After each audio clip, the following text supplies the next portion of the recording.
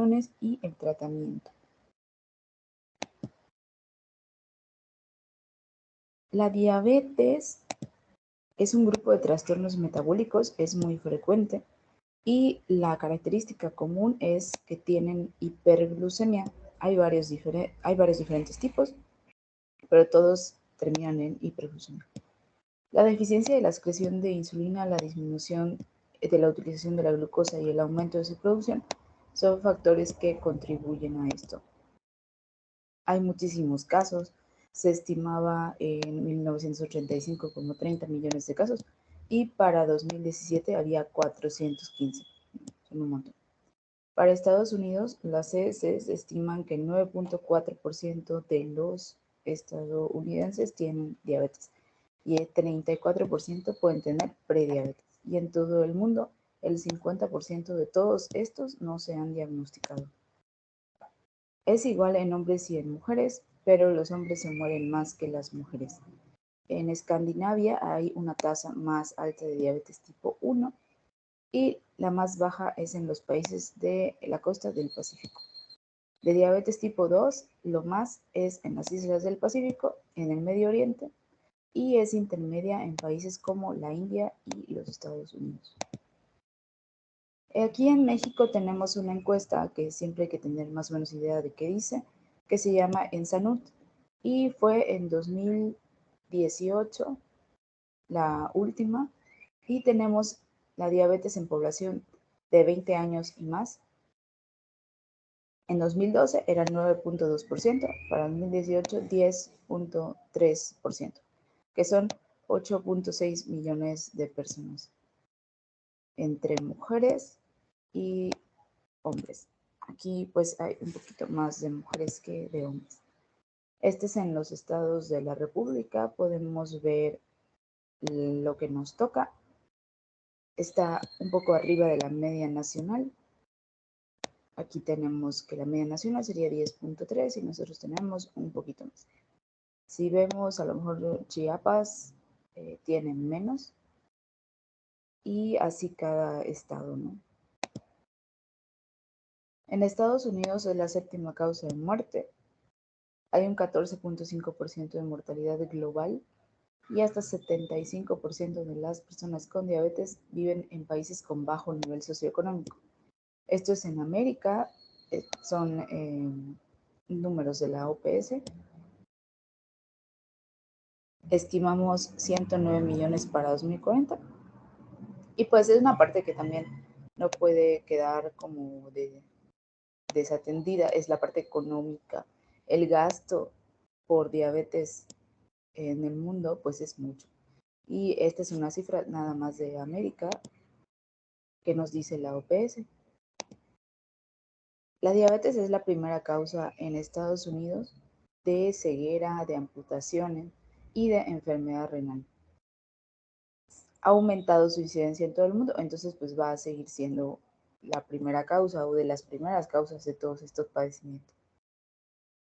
Tenemos diabetes tipo 1 y diabetes tipo 2, ambas son precedidas por un periodo en el que se deteriora la homeostasis de la glucosa, que podemos denominar de muchas formas. Ese es como un pre o como un factor de riesgo o como un umbral antes de la diabetes. En diabetes tipo 2 la vamos a denominar prediabetes y algunos utilizan riesgo aumentado de diabetes como la ADA o hiperglucemia intermedia para la OMS en lugar de prediabetes, pero se refieren a lo mismo, al periodo que ocurre antes de presentar diabetes en el que la glucosa ya no está bien, ya no está en los límites normales. Aquí tenemos un cuadro donde vemos, de acuerdo al tipo de diabetes, la 1, la 2, otros tipos de diabetes gestacional. Este es el tiempo en años y los niveles de glucosa. Cuando estás normal, tienes que tener menos de 100 de glucosa, a las 2 horas de un reto oral, menos de 140, y tu hemoglobina glucosilada debería ser menos de 5.6%. Si tienes 5.7% a 6.4%, tu glucosa en ayuno está entre 100 y 125 y después de 2 horas de un reto oral está entre 140 y 199, entonces tienes prediabetes. o alteraciones de la glucosa en ayuno o alteraciones de la tolerancia a la glucosa, lo que quieran, es lo mismo. Para diagnosticar diabetes, entonces es esta parte de acá, que es más de 126 de glucosa en ayuno, más de 200 después de un reto oral, o más o igual a 6.5% de hemoglobina glucosilada. Tenemos la diabetes tipo 1, que es la destrucción autoinmune de las células beta. La diabetes tipo 2, que es resistencia progresiva a la insulina y alteraciones de la secreción de la insulina célula beta. La diabetes gestacional, que es la diabetes que se da en el tercer y segundo trimestre del embarazo. Y otros tipos específicos de diabetes por otras causas. La más importante sería la diabetes monogénica, que es diabetes neonatal, y la diabetes de la madurez en jóvenes, y otras enfermedades del páncreas exócrino, fibrosis quística, pancreatitis, y por medicamentos también. En la diabetes tipo 1 vamos a tener un estado primero de autoinmunidad, va a haber anticuerpos, normoglucemia y muchos anticuerpos, ¿no? En la diabetes tipo 2 vamos a tener autoinmunidad, disglicemia, y es un estado como presintomático. Y en el estadio 3 vamos a tener ya la hiperglucemia con todos sus síntomas y sobrepasa el umbral clínico. En la diabetes gestacional vamos a encontrar una intolerancia a la glucosa que se desarrolla en el segundo o tercer trimestre del embarazo, que según la International Diabetes Federation van a ser 1 de cada 7 embarazos. La mayoría se recupera, pero aunque se recuperen, van a tener un 35 a 60% más riesgo de desarrollar diabetes en los siguientes 10 a 20 años.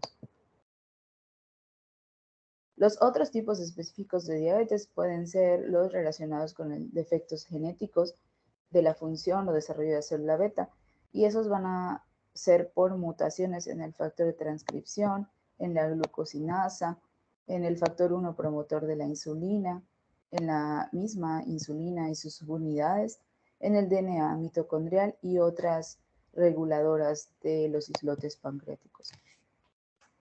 También podemos tener diabetes neonatal transitoria, enfermedades del páncreas como pancreatitis, pancreatectomía por neoplasias, fibrosis quística, hemocromatosis y defectos genéticos de la acción de la insulina.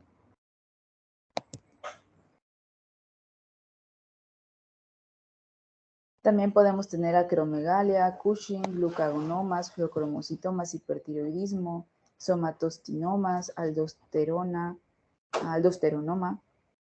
o inducidas por fármacos, como ya vimos, los glucocorticoides en el Cushing pues pueden inducir hiperglucemia. Insecticidas, ácido nicotínico, diazóxido, agonistas adrenérgicos, las tiacidas que pueden ocasionar hiperglucemia. Infecciones como rubiola congénita, citomegalovirus o Coxsackie. También podemos tener otras raras como el síndrome del hombre rígido, anticuerpos contra el receptor de insulina y otras anomalías genéticas que se asocian a hiperglucemia como el síndrome de Down, que sería la más conocida, ¿no? Y por la diabetes gestacional que ya. El diagnóstico es el que ya les mencioné. Esto es muy importante que sí se lo sepan de memoria, así todo de memoria. Glucosa plasmática en ayuno debe ser menor a 100, entonces para que se diagnostique diabetes tenemos que tener más de 126, más o igual a 126. La respuesta a una carga oral de glucosa normal debe ser menos de 140.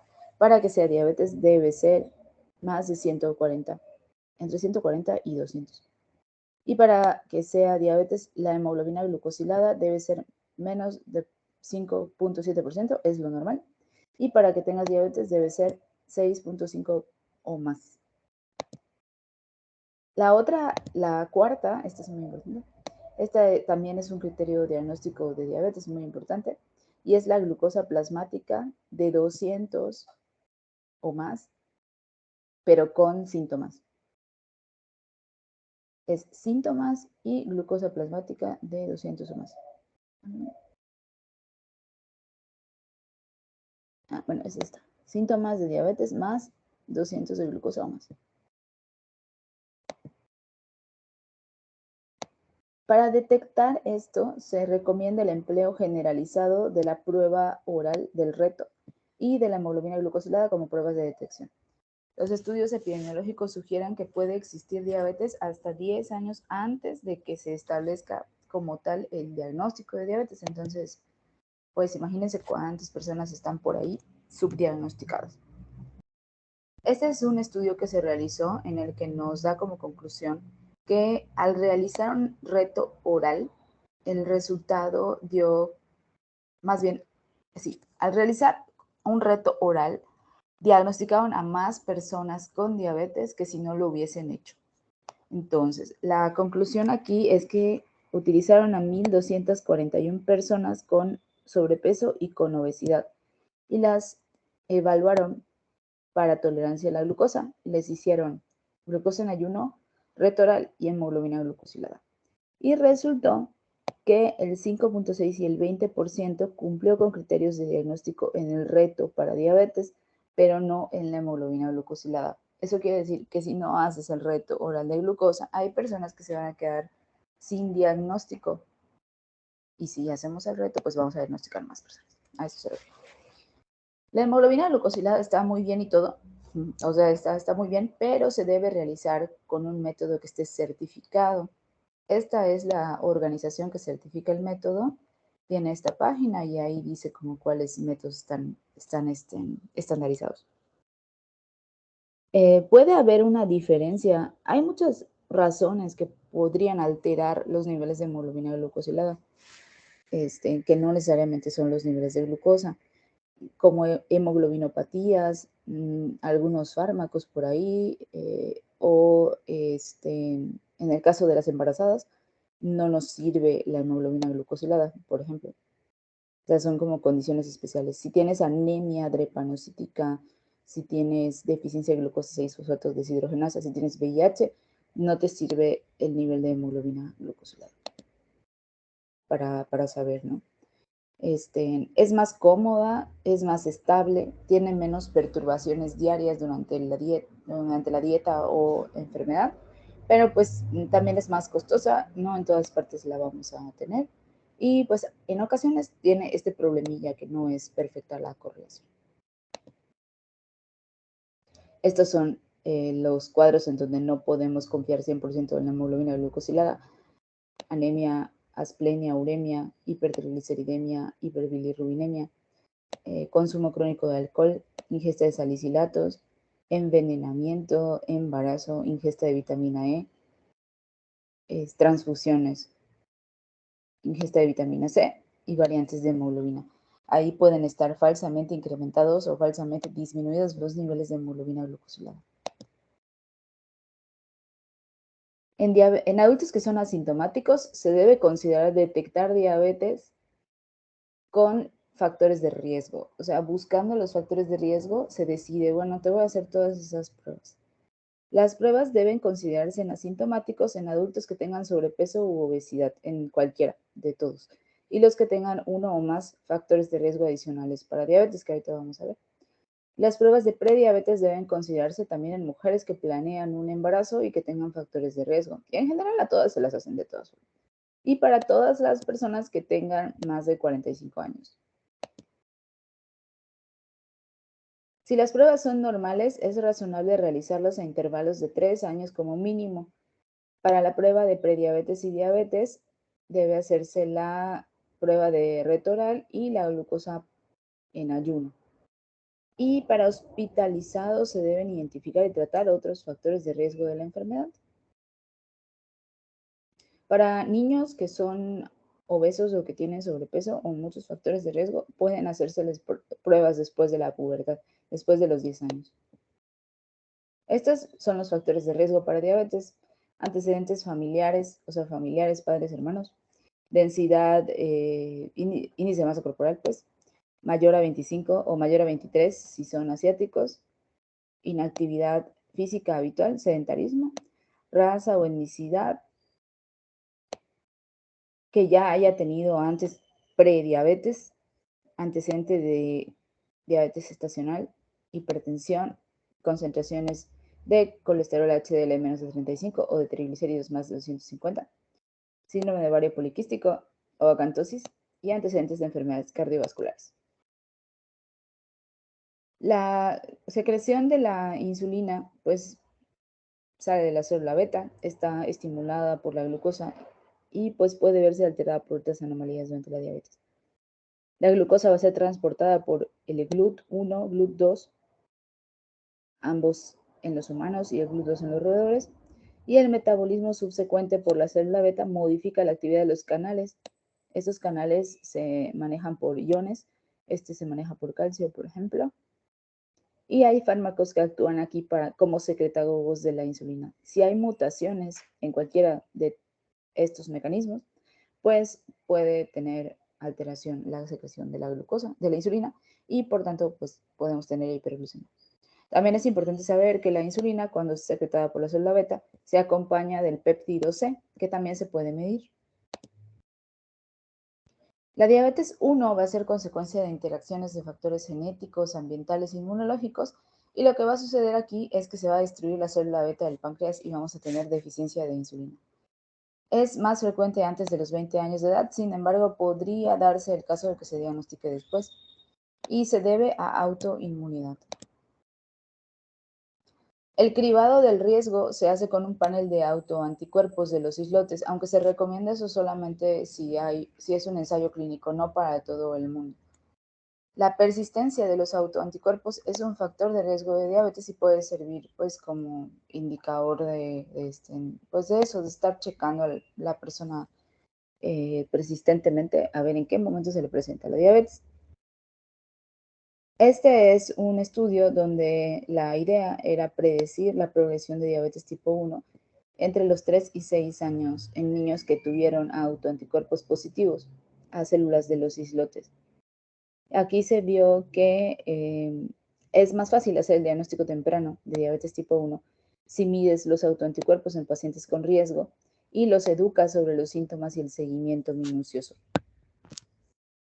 Esto fue Environmental Determinants of Diabetes in the Young, que es TEDI. Eso se refiere con TEDI. El 21% de 363 sujetos con al menos un autoanticuerpo desarrolló diabetes a los 3 años de edad.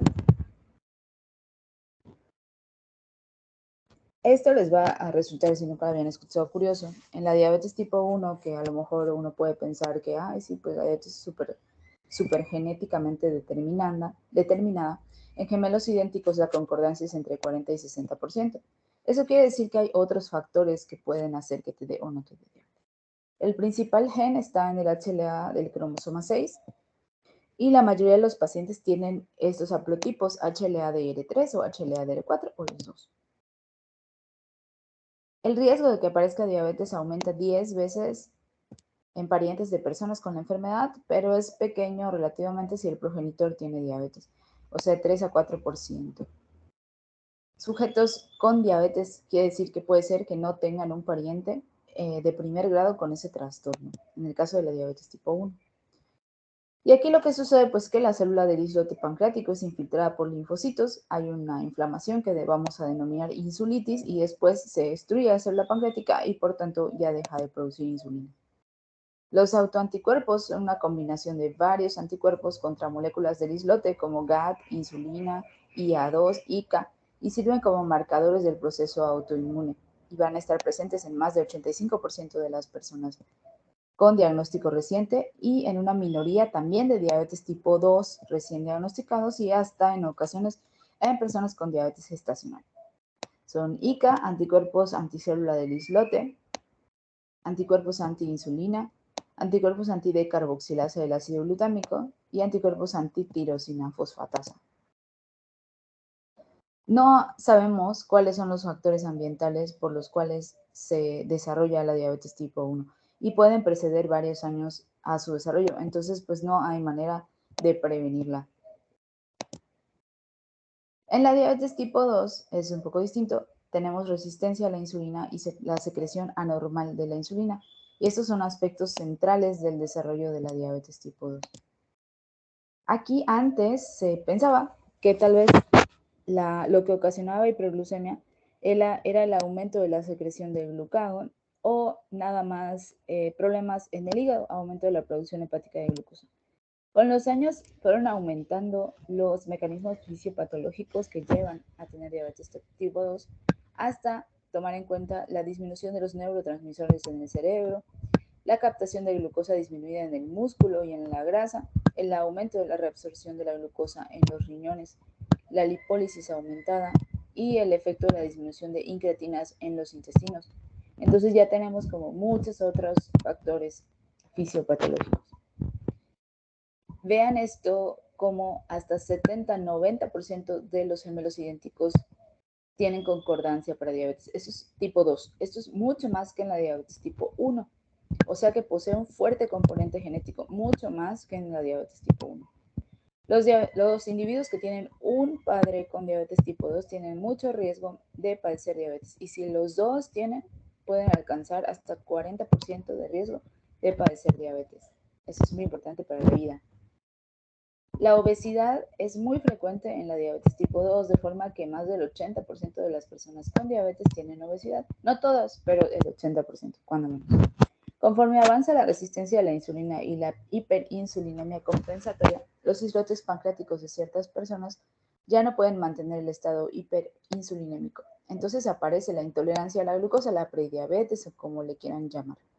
Y después viene la falla de la célula beta, y es cuando aparece la hiperglucemia y se puede diagnosticar como tal la diabetes.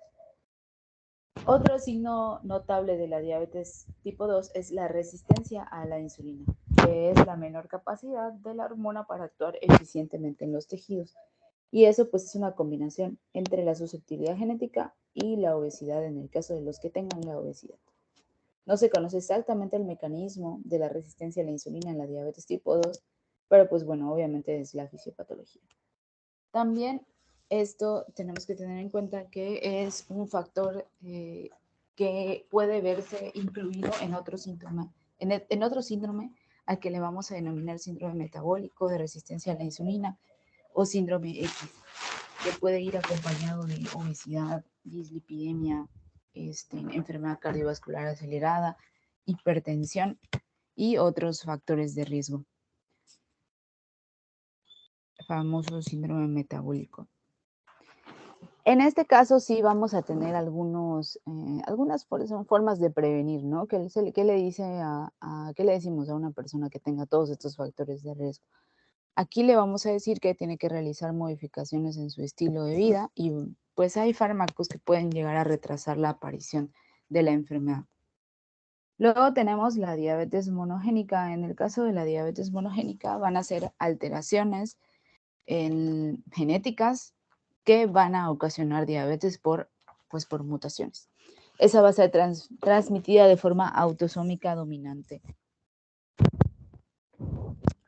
Aquí va a haber un grupo heterogéneo de formas hereditarias de diabetes.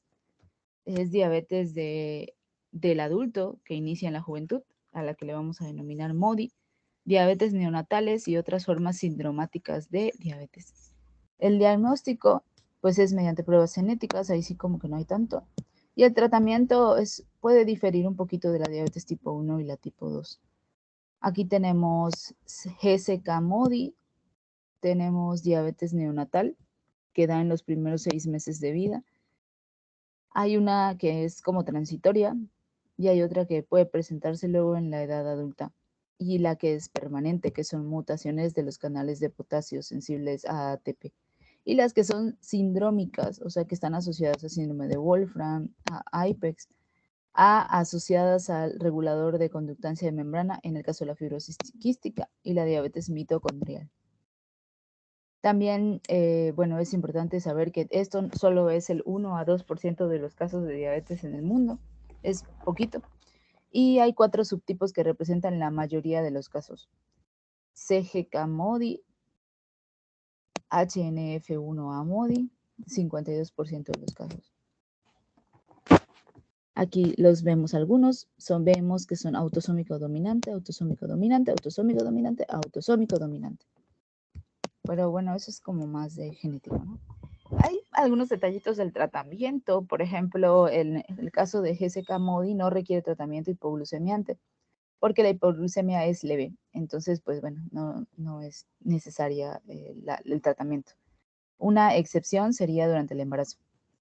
En el caso de HNF1A MODY se debe tratar con sulfonilureas como tratamiento de primera línea. Eso es equivalente más o menos a un cuarto de la dosis normal. No necesitan como el tratamiento completo. En lo que decía, con sulfonilureas. En el caso de HNF18 MODY no responde al tratamiento con sulfonilureas, necesita insulina. En la diabetes neonatal, pues es por mutaciones en los canales de potasio.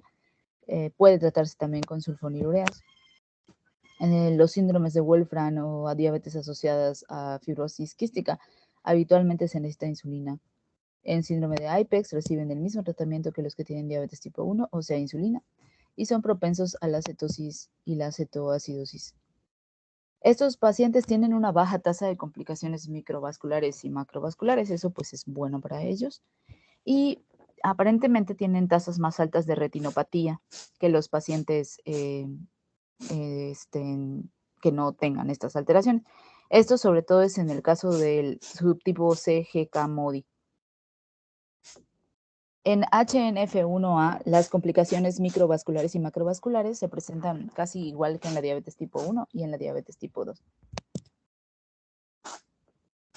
El subtipo HNF1B consiste en una alteración multisistémica que también se conoce como síndrome de quistes renales y diabetes, porque tiene muchas complicaciones en los riñones.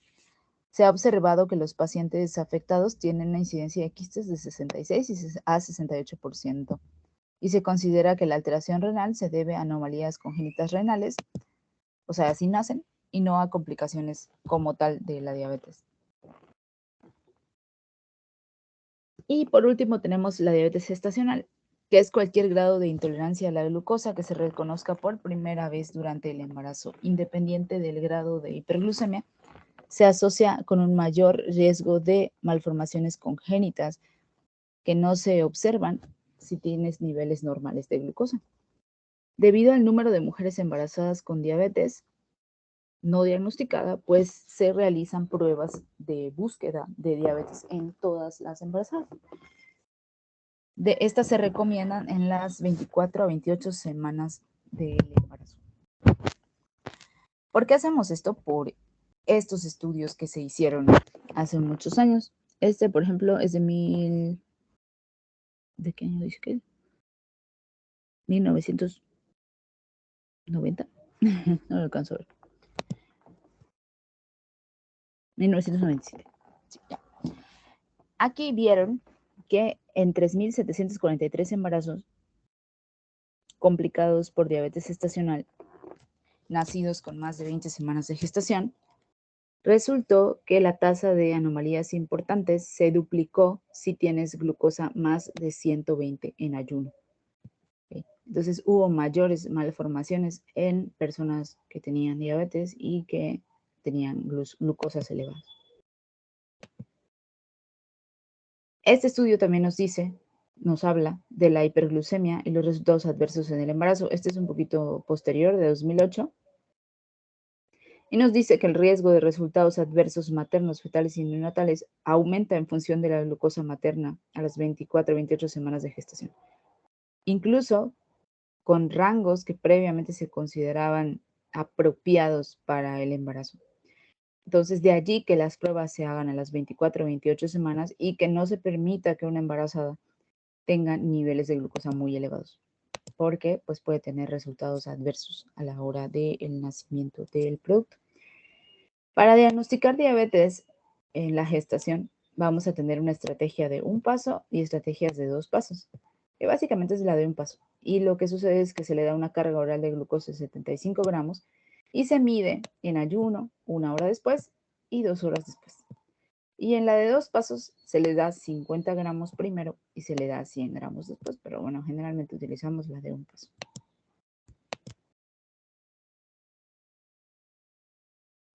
Este es un estudio de seguimiento que se hizo en 2012, en el que resultó que las que tuvieron hijos con un mayor riesgo, o sea, las que tuvieron diabetes gestacional Tuvieron además hijos con un mayor riesgo de obesidad y de aumento de la grasa corporal 11 años después del embarazo y aumentaron su riesgo de presentar diabetes ellas mismas, ¿no? Aunque se les quitara en ese momento. Y pues no se ha acabado, pero ahí lo dejaremos por ahora porque faltan otros temas de diabetes. ¿Alguien tiene dudas, preguntas? Doctora, si se le diagnostica a una persona diabetes por los medios que usted dijo, como la hemoglobina o la carga oral y eso, ¿es necesario después como que delimitar si es una diabetes tipo 1 o tipo 2? Bueno, sospechas si es diabetes tipo 1 o tipo 2 de acuerdo a las características de la persona. Si tiene antecedente familiar de diabetes, si está obeso, si tiene su edad, o sea, cuántos años tiene, a los cuales se le presenta, etcétera. No a todos, o sea, generalmente, pues decimos, tiene diabetes tipo 2 y ya está. Y ahí lo dejamos, ¿no? Pero a algunas personas se les puede hacer autoanticuerpos. O sea, la única manera que diferencies a lo mejor diabetes tipo 1 tipo 2 en ese momento del diagnóstico sería que les hagas autoanticuerpos. Luego ya te das cuenta, por ejemplo, en las personas con diabetes tipo 1 no se controlan para nada con medicamentos orales. Tienes que darles insulina. Entonces ahí ya como que depende de las circunstancias clínicas del entorno. Si tú consideras que puede ser diabetes tipo 2 o si consideras que es diabetes tipo 1. O sea, depende de sus antecedentes familiares, de si está obeso, de cómo se presentó, si necesita insulina desde el principio y así. Ok, gracias, doctora. Doctora, yo tuve una duda también. Sí, ¿qué pasó? Díganme. Se refirió en sus diapos igual a que con la hemoglobina glicada mayor a 6.5 se diagnostica solamente el 30%, ¿no?, de los casos que se Sí, diagnostican con otros métodos. En caso no de con que, otros métodos, con el reto oral. exacto, con el reto oral. Sí. En caso de que un paciente se acerque con sus resultados, ¿no?, y está indicado el reto oral con ese valor para confirmar. Sí, de hecho lo que nos dice ese estudio es que deberíamos hacerle reto oral a todos, pero no lo hacemos por practicidad, porque el reto oral, no, porque no en todos los laboratorios lo hacen, porque no todos lo saben hacer. De hecho, incluso en los hospitales, al menos donde yo estoy en el ISSSTE, no lo saben hacer, no lo hacen, o sea, les dan Coca-Cola a los pacientes para hacerlo, lo cual, pues es que no se debe hacer así. Y por eso no lo utilizamos. Pero si tienen acceso al reto oral, pues es mejor que la hemoglobina glucosilada para diagnosticar diabetes, para diagnosticar, no para el control, ¿no? Para diagnosticar. Gracias, doctora. No. doctora, ¿en qué punto se tiene que pasar a un segundo nivel? O mejor dicho, ¿en qué punto lo puedo tratar yo un paciente con diabetes? O sea, por ejemplo, una clínica privada, en un consultorio como un CIMI o algo por el estilo, no lo sé. En realidad pueden tratar a todos los pacientes con diabetes en todos los puntos, excepto tal vez si ustedes creen que tiene, o sea, en el punto en el que no sepan manejar la insulina, tal vez ahí podrían derivarlo, pero a todas las personas con diabetes se pueden tratar en primer nivel, todas. O sea, no tienen ninguna complicación así como que no hay algo tan difícil que no vayan a poder hacer. Obviamente si tiene, no sé, retinopatía diabética, pues tienen que mandarla al oftalmólogo. Si tiene complicaciones vasculares, pues tienen que mandarla al angiólogo, ¿no? Pero pues en realidad no tiene algo que no vayan a poder hacer en un paciente con diabetes. Así como que no, nada. Toda se debería tratar en primer nivel hasta el punto, les digo, en que digan, bueno, pues es que ya estuvo, ya le di insulina, ya está tomando sus medicamentos y no se controla, ya no sé qué hacer, pues lo voy a mandar. Pero eso es muy raro. La mayoría de los que sí se apegan a la dieta y sí usan sus medicamentos se controlan. Gracias, doctora. De nada.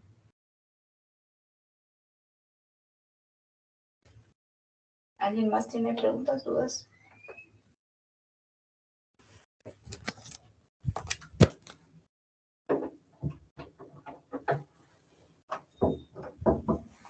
Nada. Sí, eso es muy importante y la verdad pues es que así es. La diabetes es de primer nivel. Si ya de plano está muy complicado, se dializa, está amputado, ya no ve o algo así, bueno, está bien, pues lo paso para el siguiente nivel, pero todas las diabetes son de primer nivel de atención, no tendrían por qué. O sea, solo si está muy complicado, pues bueno, pero no hay ningún impedimento para que lo puedan manejar en un consultorio, ninguno. Ya las complicaciones agudas como una ketoacidosis o un histórico similar, eso se manda a segundo nivel. Eso es en el hospital, sí. Sí, eso lo tienen que ver en el hospital. Eso sí. Pero una diabetes así nomás por darle tratamiento y diagnosticarla, pues es de primer nivel. De acuerdo, doctora, gracias. De nada.